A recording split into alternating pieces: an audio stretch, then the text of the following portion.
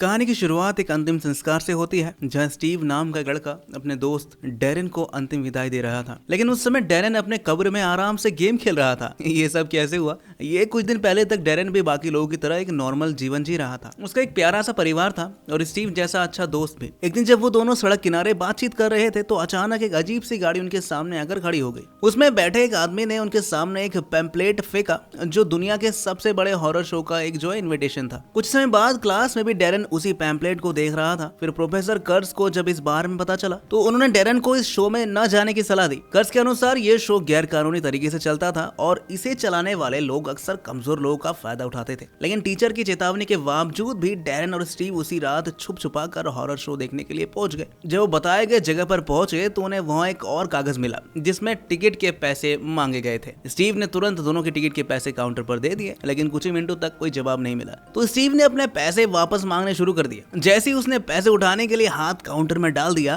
किसी अनजान चीज ने उसके हाथ पर जोर से काट लिया। उसके सड़े हुए दांत से ऐसा लग रहा था वो कोई राक्षस था। अगले ही सेकंड उन्हें उनकी टिकट्स वापस मिल गई। अंदर जाने पर उनकी मुलाकात एक अजीब आदमी से हुई जिसने पूछ लिया कि क्या उन्हें कोई दिल की बीमारी है। दोनों ने कहा नहीं, ऐसा कोई बात ही नहीं है यार। तो उन्हें अंदर भेज दिया गया। सबसे पहले एक बड़े सिर वाले आदमी ने वुल्फ शो दिखाया, जिसमें भेड़िए ने दर्शकों में बैठी एक औरत का हाथ चबा लिया। अरे भाई, सभी डर गए। लेकिन अगले ही सेकंड उस औरत का हाथ दोबारा उग गया। उसने अपना नाम कोरमा लिम्स बताया और कहा कि यही उसकी सुपर पावर है। इसके बाद स्टेज पर अलेक्जेंडर नाम का एक आदमी आया जिसके पेट में बड़ा छेद था। फिर डायना की बारी आई जो अपने दांतों से रस्सी पकड़कर नीचे उतर सकती थी। डायना के बाद एक आदमी आया जिसके पास 2 बड़े पेट थे। इन सभी ने एक के बाद एक अजीबोगरीब करतब दिखाए। अब बारी थी मैडम टुस्का की, जिसने डैरेन को अपने साथी के रूप में चुना। जैसे उसने डैरेन को छुआ, अचानक टुस्का के चेहरे पर दाढ़ी उग गई। उसी समय टुस्का को डैरेन के बारे में अजीब अजीब चीजें दिखाई देने लगी। उसने डैरेन से उसका नाम पूछा तो डैरेन ने कहा, अरे मेरा नाम तो फ्रेड है। अपनी दाढ़ी काट कर टुस्का ने तुरंत अपनी परफॉर्मेंस खत्म कर दी और बैक स्टेज जाकर मिस्टर क्रैप्सली से स्टेज पर ना जाने के लिए कहा, क्योंकि उसे लगा कि कोई अनहोनी होने वाली है। लेकिन क्रैप्सली उसकी बात ना मानते स्टेज पर आ गया। क्रैप्सली ने सभी को बताया कि उसकी मकड़ी मैडम आटका अपने पिंजड़े से भाग गई है। उसने टोपी से एक खरगोश निकालने की कोशिश की, लेकिन उसकी जगह मैडम आटका निकल गई जो बहुत जहरीली थी। क्रैप्सी ने उसे काबू करने की कोशिश की, लेकिन मकड़ी इधर उधर कूदने लगी। उसने बांसुरी से उसे नियंत्रित करने की भी कोशिश की। तभी स्टीव ने डैरेन को बताया कि उसने क्रैप्सली के बारे में एक किताब पढ़ी थी जिसके अनुसार क्रैप्सली वास्तव में इंसानी रूप में छुपा हुआ राक्षस था। तभी प्रोफेसर कर्स कुछ पुलिस वालों के साथ शो को बंद करवाने पहुंच गए। वहां से निकलते समय डैरेन वैम्पायर के कमरे में घुस गया जहाँ एक ताबूत पड़ा था। जैसे ही डैरेन ने उसे छुआ वो अपने आप खुल गया। तभी उसकी नजर मैडम टास्का पर पड़ी। उसने बांसुरी उठाकर उसके साथ खेलना ही शुरू कर दिया। लेकिन अगले ही सेकंड डैरेन ने पास आती हुई आवाज सुनी और तुरंत मैडम आटका को लेकर एक अलमारी में छुप गया। कुछ समय बाद उस कमरे में क्रैप्सली और गैबनर आए। वो टाइनी नाम के एक आदमी के बारे में बात कर रहे थे जो वैम्पायर्स का शिकार करने पर तुला हुआ था और हो सकता है कि उनकी जान का दुश्मन बन जाए। इसके बावजूद क्रैप्सली अपने सबसे बड़े दुश्मन के साथ लड़ाई शुरू नहीं करना चाहता था। उनकी बातचीत के बीच में ही स्टीव उस कमरे में आ घुसा और कहा कि उनके राज के बारे में पता है उसको। ये सुनते ही गैबनर ने उसे गले से पकड़कर पूछ लिया कि क्या उसे किसी और ने भेजा यहाँ पे। स्टीव ने बताया कि उसने क्रैप्सली के बारे में किताब में पढ़ा था। गैबनर की उसे छोड़ते ही स्टीव ने भी वैम्पायर बनने की इच्छा जाहिर की, लेकिन दोनों ने उसे वैम्पायर बनाने से इनकार कर दिया। स्टीव ने समझाया कि इंसानी तौर पर उसकी जिंदगी बहुत बोरिंग हो गई है और उसे मजा चाहिए। यहाँ तक कि उसके माता पिता को भी उसकी कोई फिक्र नहीं थी। उसकी ये बात सुनकर क्रैप्सली ने उसका खून चूस कर देखा और कहा कि उसका खून तो खट्टा है, वो वैम्पायर बनने के लायक नहीं है। उन्होंने उसे जलील करके कमरे से बाहर निकलवा दिया। स्टीव के बाहर जाने के बाद भी डैरेन अभी तक अलमारी के अंदर ही छिपा रहा। कुछ देर बाद क्रैप्सली ने अपने मकड़ी मैडम आटका को खोजने के लिए कमरे में चारों तरफ देखना शुरू कर दिया। उनसे बचने के लिए डैरेन अलमारी के अंदर गहराई में चला गया जहाँ उसे गुप्त रास्ता मिला। इस रास्ते से होकर वो बाहर निकल गया और सड़क पर पहुंच गया। बाहर सड़क पर उसे एक अजीब सी गाड़ी दिखाई दी जिसके रुकते ही डैरेन उसमें बैठ गया। वहाँ उसकी मुलाकात टाइनी नाम के आदमी से हुई।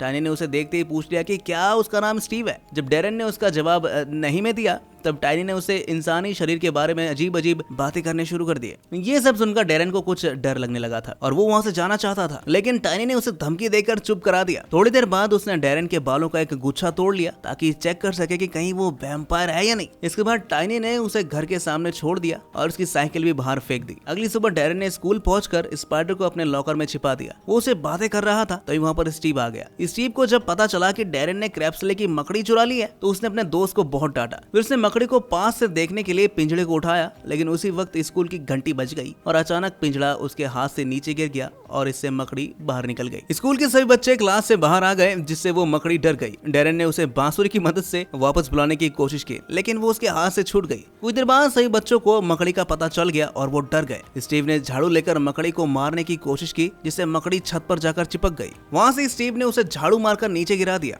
दोबारा हमला करने की कोशिश में स्टीव ने फिर से झाड़ू उठाया, लेकिन डेरेन ने उसे रोक दिया। उसी वक्त मकड़ी भागते हुए खिड़की में फंस गई और स्टीव ने उसे मारने के लिए आगे बढ़ा, पर तभी उसे एहसास हुआ कि मकड़ी उसके शर्ट में घुस गई है। घबराकर उसने मकड़ी को निकालने की कोशिश की और इस दौरान मकड़ी ने उसके चेहरे पर काट लिया, जिससे स्टीव तुरंत बेहोश होकर नीचे गिर गया। स्टीव को अस्पताल पहुंचाया गया और उसकी हालत काफी गंभीर थी। अपने दोस्त की जान बचाने के लिए डेरेन एक बार फिर हॉरर शो में क्रैप्सली के पास गया और उनसे मदद की गुजारिश की। क्रैप्सली ने डेरेन के सामने एक शर्त रखी, स्टीव की जान बचाने के बदले डेरेन को आधा वैम्पायर बनना पड़ेगा और उसे टाइनी से बचने में क्रैप्सली की मदद करनी होगी। डेरेन ने मजबूर होकर उनकी ये शर्त मान ली। इसके बाद क्रैप्सली ने डेरेन की उंगलियों पर कुछ जख्म दिए, फिर दोनों ने एक दूसरे का खून मिलाकर समझौता किया। ऐसा करते ही डेरेन नीचे गिर गया, लेकिन जैसे उसने अपनी उंगलियों को चाटा, उसके जख्म तुरंत ही भर गए। क्रैप्सली उसे पीठ पर बैठाकर सीधे अस्पताल पहुंच गया, जहां पर स्टीव बेहोश पड़ा था। क्रैप्सली ने तुरंत स्टीव के शरीर में एंटीडोट डाल दिया, जिससे वो ठीक हो गया। जाते जाते क्रैप्सली ने डेरेन को अपनी शक्तियों का इस्तेमाल संभाल कर करने के लिए कहा। अगले दिन डेरेन और स्टीव ने दोबारा स्कूल जाना शुरू कर दिया, लेकिन डेरेन को अब अजीब सी ताकतें मिलने लगी थी। क्लास में उसने अपने नाखून से पूरे बोर्ड को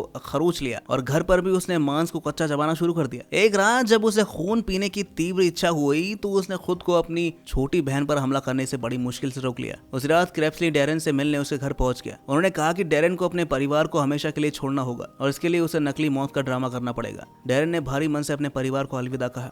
इसके बाद क्रैप्सली ने उसे खास विदाई दी, जिससे उसके हाथ पैर सुन्न पड़ गए। फिर क्रैप्सली ने उसकी गर्दन जोर से घुमाकर उसे मार दिया। अगले दिन डेरेन के अंतिम संस्कार में स्टीव ने अपने दोस्त के हाथ पर जख्मों के निशान देखे। उसे शक था कि डेरेन जिंदा है, इसलिए उसने उसे जगाने की कोशिश भी की, पर टीचर ने उसे रोक दिया। जाते वक्त स्टीव ने च्युइंगम नीचे फेंक दी, जिसे टाइनी ने चुपके से उठा लिया। उसी रात क्रैप्सली डेरेन की कब्र खोदकर उसे बाहर निकालने आए। डेरेन कब्र के अंदर फोन में गेम खेल रहा था, तभी वहाँ पर टाइनी के साथ मार्टिन आ गया, जिसने क्रैप्सली पर हमला किया। लड़ते हुए दोनों गड्ढे में गिर गए। डेरेन इस मौके का फायदा उठाकर वहाँ से भाग निकला, लेकिन मार्टिन ने उसे पकड़कर बोरे में बंद कर दिया। क्रैप्सली ने मार्टिन पर फिर से हमला किया और दोनों ट्रक के सामने आ गए। मौका पाकर क्रैप्सली डेरेन को लेकर हॉरर शो के कैंप में आ गया। यहाँ पहुंचकर क्रैप्सली ने मिस्टर टॉल को बताया कि टाइनी डेरेन को अगवा करने की कोशिश कर रहा है। इधर डेरेन उन दोनों की बातें सुन रहा था। तभी उसकी मुलाकात एक लड़की से हुई। अब डेरेन की जिंदगी पूरी तरह बदल चुकी थी। अगले दिन स्कूल में लड़के डेरेन के बारे में बुरी बातें कर रहे थे, जिन्हें सुनकर स्टीव गुस्से में आ गया। उसने उन लड़कों में से एक के चेहरे पर जोरदार मुक्का मार दिया। इस लड़ाई की वजह से प्रोफेसर कर्स ने स्टीव को क्लास से बाहर निकाल दिया, जिससे उसका मूड और ज्यादा खराब हो गया। वो अकेला बैठा हुआ था। तभी टाइनी उससे मिलने के लिए पहुंच गया। टाइनी ने स्टीव को बताया कि उसका दोस्त डेरेन अभी भी जिंदा है। साथ ही उसने ये भी कहा कि असल में डेरेन ने ही स्टीव के हाथों से वैम्पायर बनने का मौका छीना था। ये सारी बातें कहकर टाइनी ने बड़ी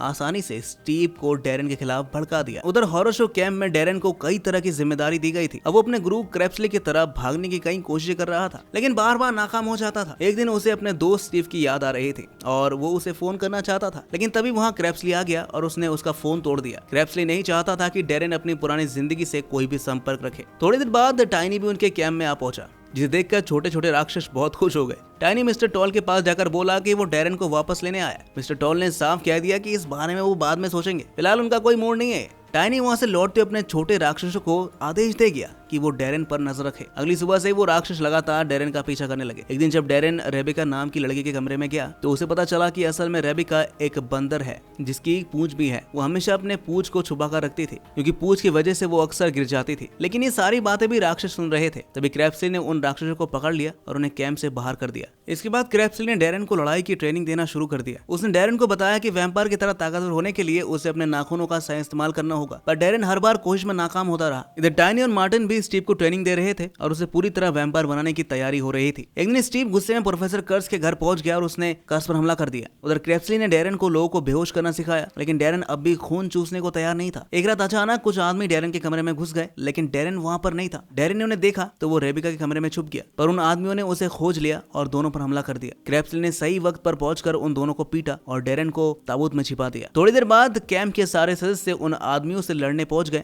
और उन्हें वहां से भगा दिया। अगली सुबह डेरेन को पता चला कि वही आदमी रेबिका को किडनैप करने के लिए आए हैं। वो तुरंत उसे बचाने निकल पड़ा, लेकिन जब वो अपने घर पहुंचा तो उसे एक चाकू के साथ एक थिएटर का एड्रेस मिला। इसी के साथ उसे एहसास हुआ कि मैडम आक्टा भी उसका पीछा कर रही है। उसने स्पाइडर की मदद से क्रैप्सली को आदेश भेजा और अकेले ही थिएटर की तरफ चल दिया। थिएटर पहुंचकर डेरेन ने देखा कि उसका पूरा परिवार और रेबिका रस्सी से लटके हुए हैं। वहाँ स्टीव और मार्टिन पहले से मौजूद थे। स्टीव ने बताया उसने ही ये सारी प्लानिंग की है। डैरेन ये सब देखकर हैरान रह गया। उसके सामने एक ऑफर रखा गया कि अगर वो रेबिका का खून चूस लेगा तो उसके परिवार को छोड़ दिया जाएगा, पर डैरेन ने ऐसा करने से मना कर दिया और तुरंत ही स्टीव पर हमला कर दिया। तभी वहाँ क्रेप्सली आ गया और मार्टिन से लड़ाई शुरू हो गई। दोनों के बीच जबरदस्त लड़ाई हो रही थी। डैरेन को बचाने के लिए रेबिका उसे दूर ले गई और उसने खुद का खून पीने की सलाह दी ताकि डैरेन ताकतवर हो सके। डैरेन डर रहा था कि कहीं वो अपनी इंसानियत ना खो दे, लेकिन उसके पास अब कोई चारा नहीं था। उधर मार्टिन और क्रेप्सली की लड़ाई हो रही थी, जिसमें अचानक स्टीव ने भी क्रेप्सली पर हमला कर दिया। क्रेप्सली बुरी तरह घायल हो गया था। डैरेन तुरंत तेजी से वहां पर पहुंचा और उसने स्टीव पर हमला कर दिया। क्रेप्सली ने मौका का फायदा उठाते हुए मार्टिन को मार दिया, लेकिन स्टीव अब भी लड़ना चाहता था। उसने दोबारा डैरेन पर हमला किया, पर टाइनी ने उन दोनों को रोक दिया। टाइनी ने मार्टिन की लाश पर जादू किया और उसे छोटे राक्षस में बदल दिया। स्टीव ने कसम खाई कि एक दिन वो जरूर बदला लेगा और वहां से टाइनी के साथ चला गया। डैरेन ने आखिरकार अपने परिवार को अलविदा कहा और उनकी यादें मिटा दी ताकि उन्हें इस रात की कोई भी बात याद न रहे। डैरेन और रेबिका करीब आ गए थे और इस रात मिस्टर टॉल ने एक वोटिंग करवाई